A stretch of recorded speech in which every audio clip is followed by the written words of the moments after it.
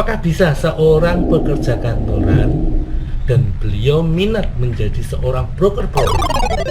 Apakah bisa sukses di dunia broker propertinya? Simak terus videonya.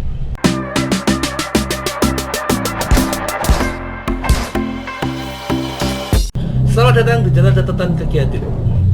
Kali ini saya akan membahas tentang dua hal yang sama-sama harus fokus, dua hal yang benar-benar harus dijalankan. Seperti awal saya mengatakan bahwa apakah bisa seorang pekerja full time atau pekerja kantoran dan beliau minat menjadi seorang broker properti, apakah bisa sukses di dunia broker propertinya? Sebelum kita menjalankan sebuah kerjaan atau menjalankan sesuatu hal, itu kita harus mengenali dulu, mencintai dulu, menyayangi dulu, dan merasa memiliki. Ketika sudah menyayangi, mencintai, merasa memiliki, dan menghargai, saya yakin kedepannya pasti akan enteng untuk menjalankan, karena kita sudah ngerti alurnya. Nah, yang harus dipahami adalah, ini buat para pekerja pekerja full time, yang harus dipahami adalah broker properti itu apa. Secara simpel, betul, broker properti adalah sebuah kerjaan freelance yang bisa menghasilkan uang sensasional atau fantastis. Kenapa bisa seperti itu? Iya, kadang kita duduk gini nih, tiba-tiba ada telepon masuk. Halo, ya, saya minat dengan tanah itu, bla bla bla bla bla bla bla bla bla, tahu-tahu deal. Dan kita dapat komisi berapa? Ada yang 20 juta, 30 juta, 50 juta, ada juga yang hanya 1 juta atau 1,5 juta, ada. Semua beragam, tapi potensi untuk mendapatkan nilai yang makin besar atau potensi untuk mendapatkan hasil yang sangat besar itu sangat terbuka sekali untuk broker properti. Apa sih broker properti itu?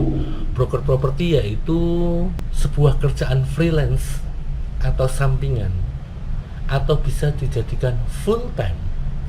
Kalau saya sih lebih setuju full time ya. Jadi sebuah kerjaan yang kita lakukan untuk menjual atau menjadi seorang perantara dalam dunia properti. Broker properti bertugas untuk menjualkan properti, baik itu rumah, tanah, hotel, yang semua yang berhubungan dengan properti. Apakah cuma menjualkan doang? Oh tidak.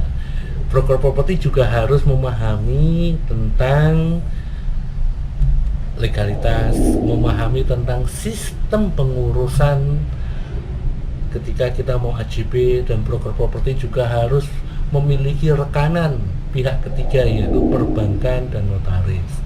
Apakah itu wajib? Tidak.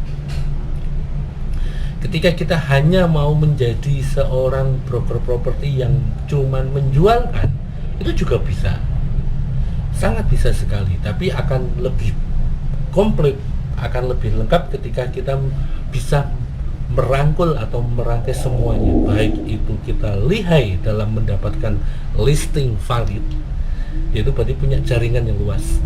Yang kedua adalah kita bisa membuat redaksi untuk iklan.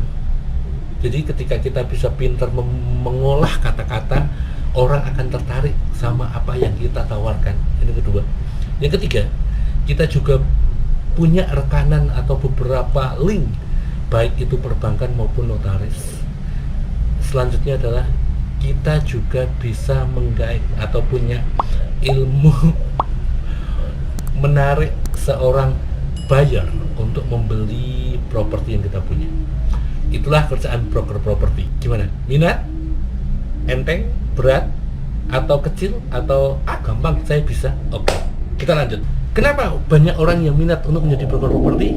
Jawabannya adalah satu, seperti yang tadi saya bahas dari pertama, bahwa broker properti adalah memiliki potensi pemasukan yang sangat istimewa, sangat dahsyat sekali. Yang kedua, apakah bisa seorang pekerja dengan dia bekerja full time dan menjadi dan minat untuk menjadi seorang broker properti? Sangat bisa, sangat bisa dan sangat potensi sekali sama kayak broker properti yang lain. Tapi ingat, dalam sebuah kerjaan apapun kita harus, lagi-lagi saya mengatakan, harus menggunakan hati kita untuk bekerja, perasaan kita. Sayangi kerjaan yang kita miliki, selesaikan semua kerjaannya, itu sebuah tanggung jawab kita. Baru kita membuka wacana yang lain. Bukan masalah selingkuh ya, bukan. Karena saya yakin ketika yang nonton ini bekerja full time di kantor, ketika ketahuan sama manajemen bahwa di belakang layar atau di belakang meja itu adalah sembari jalan pekerjaan yang lain, saya yakin manajemen pasti akan mengatakan ini anak tidak benar. Itu saya yakin. Nah, bagaimana cara menyikapi semua itu biar semua aman, biar semua enak dan bisa meraih potensi yang sangat besar? Kita hitung mulai dari pertama, bahwa kita masuk kerja ketika full time, berarti hari Senin sampai hari Sabtu. Saya bersyukur banget ketika sampai hari Jumat, jadi Sabtu Minggu bisa dimanfaatkan. Tapi ketika sampai hari Sabtu, itu juga punya ruang, punya waktu untuk dimanfaatkan.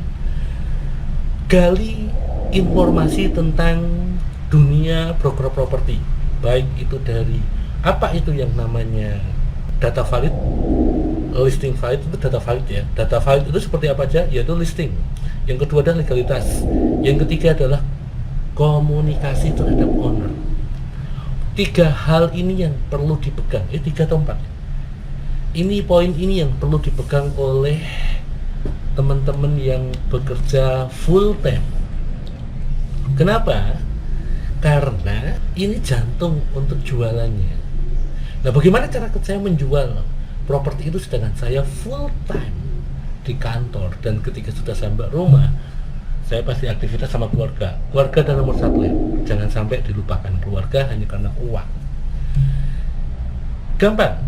Caranya adalah cari informasi tentang lingkungan broker properti, agen properti, atau apapun itu yang berhubungan dengan jasa jual beli properti. Cari teman di situ, gandeng salah satu dari beberapa pilihan yang akan kita pilih.